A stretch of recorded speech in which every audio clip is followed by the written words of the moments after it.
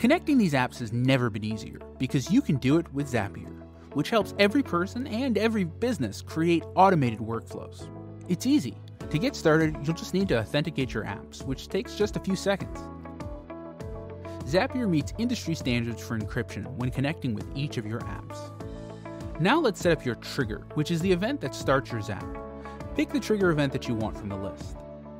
When you set up this step, your Zap will pull in test data from your trigger app that you'll see later when setting up your action app. This last part is where the magic happens. Choose the action you want to happen in your target app. You'll see a bunch of fields where you can specify the details of your Zap.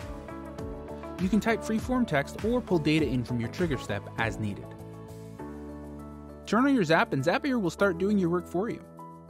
Zapier can be as simple or as complex as you'd like and connects with thousands of apps, more than any other platform. Click on the link in the description for a free trial so you can make sure it works for you before you commit.